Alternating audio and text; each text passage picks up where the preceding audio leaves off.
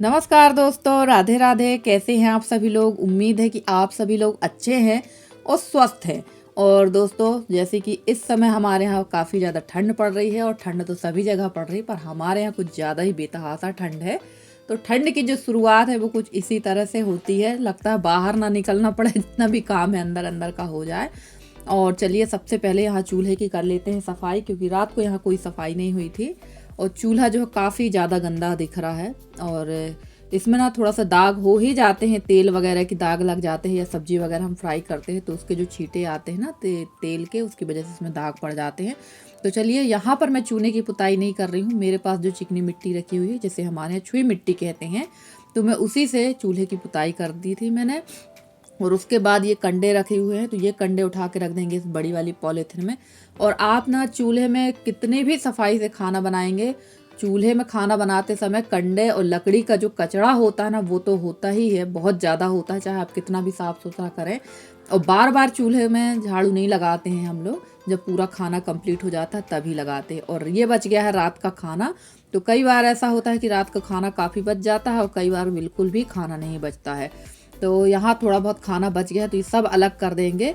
और ये देखिए, ये हमारी तुलसी जो है आ गई थी अंदर, और चावल बहुत सारा बचा था। और हमारे यहाँ फ्राई चावल, जैसे सुबह का शाम थोड़ा बहुत जीरा फ्राई खा लेते हैं, पर रात का चावल अगर बचा रहता तो फ्राई करके हम लोग नहीं खाते हो। मैं तो बिल्कुल भी नहीं खा सकती हूँ, क्योंकि मुझे होने लगती है वॉमिटिंग। तो मैं तला हुआ चावल बिल्कुल नहीं खाती हूँ, जबकि तला हुआ चावल बहुत अच्छा लगता है खाने में। और बर्तन सब बाहर कर दिए थे, और जो खाना बचा हुआ था वो रख दिया मैंने बछड़ियों को, यानी तुलसी को, चांदनी को। और तुलसी तो हमारी आ ही गई थी अंदर रसोई तक, और फटाफट से कर लेते हैं रसोई की लिपाई।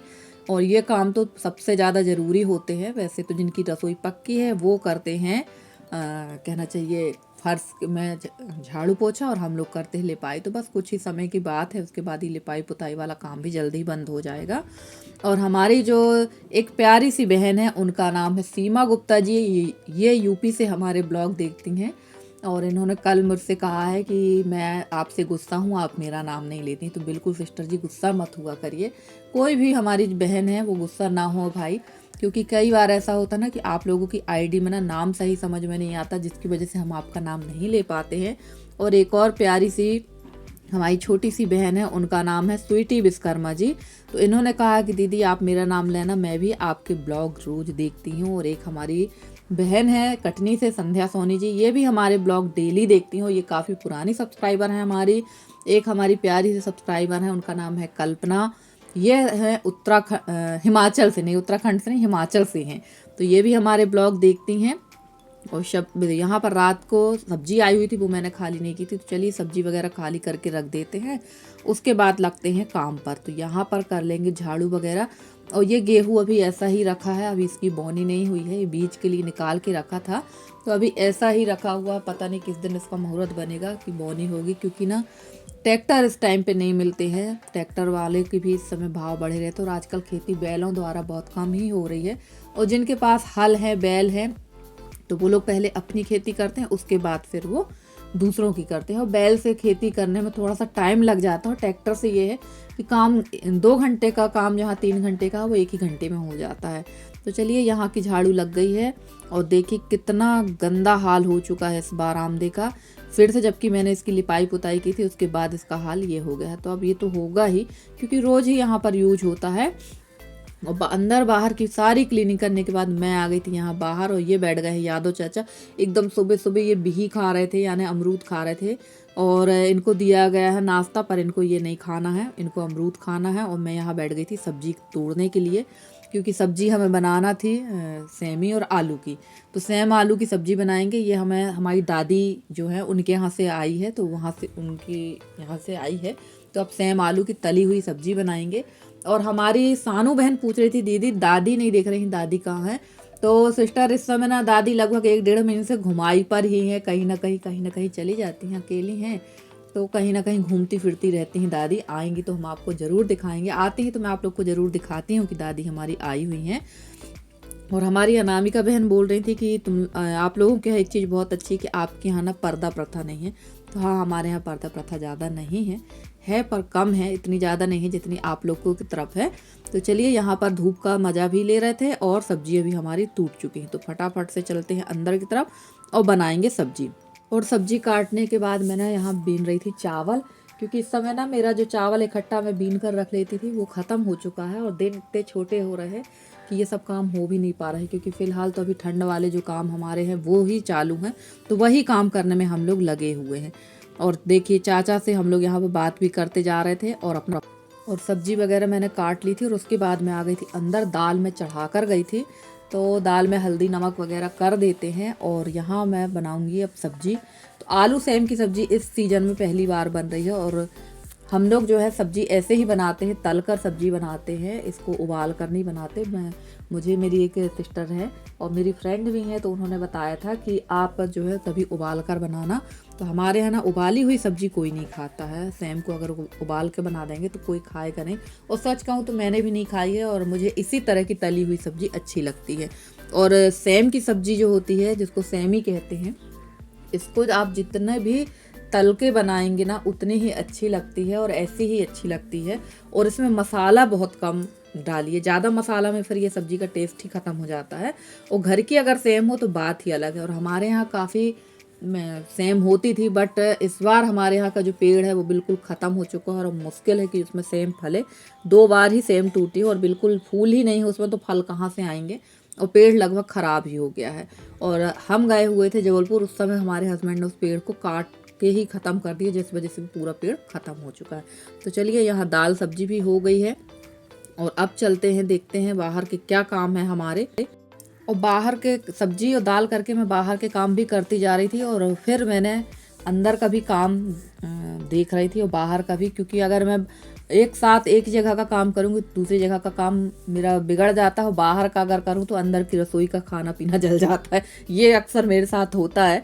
तो यहाँ दाल भी पक गई थी, सब्जी भी पक गई थी और चावल मैंने चढ़ा दिया है और बना रही थी बूंदी, क्योंकि मुझे बनाना थी कढ़ी।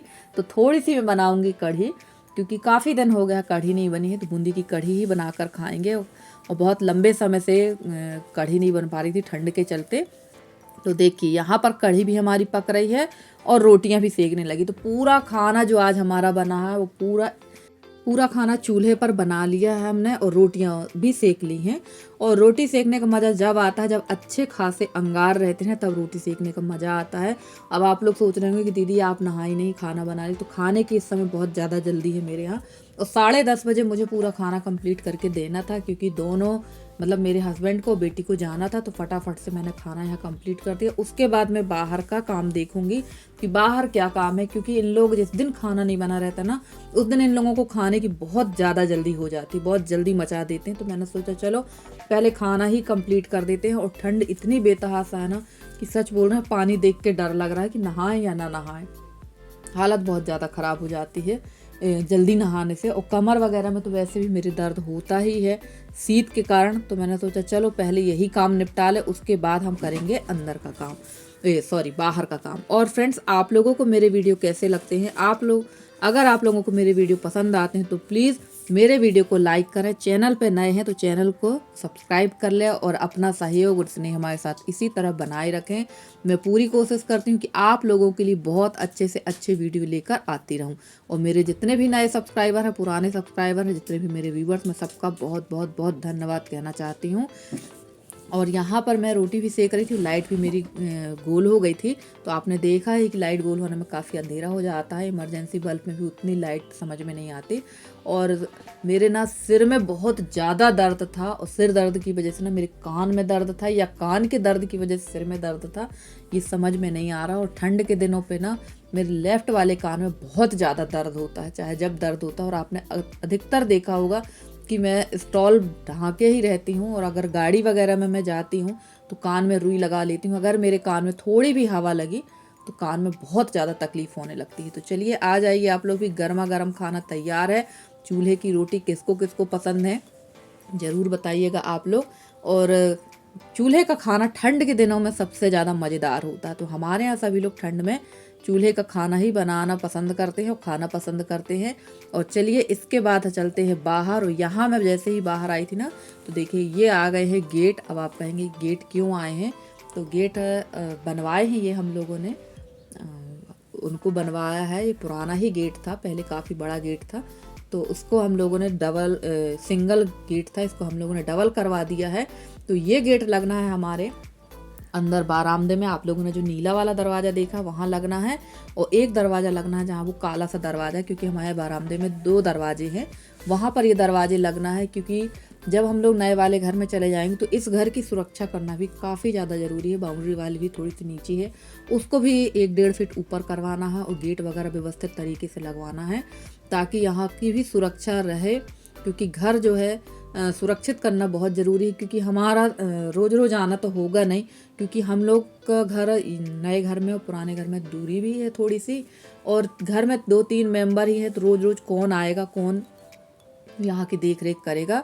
और देखिए गेट हमारे दोनों आ गए थे, उसके बाद में बैठ गई थी यहाँ। ये जो बरूसी मैंने बनाई थी ना, कुर्सी, इसको घिसने के लिए, क्योंकि इस घिसाई बहुत ज़रूरी होती है। ये जितना ज़्यादा पत्थर से घिसी जाएगी ना, उतनी ही ज़्यादा चिकनी और मजबूत होती है, बट ऐसा नहीं हुआ। ये जो मैंने बनाई थी ये सत्यानाश हो गई है। और काफ़ी सारी सिस्टरों ने बहुत अच्छे अच्छे कमेंट किए हैं कि दीदी आपने इसमें ईंट का चूरा मिला दिया इसलिए ऐसी हो गई है, इसमें आपने पन्नी डालना था, कपड़ा डालना था।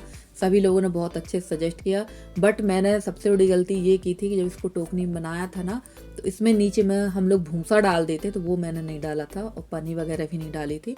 तो चलिए, अब मेहनत तो ख़राब हो ही गई है, 2 बार 3 बार से ऐसा हो रहा है।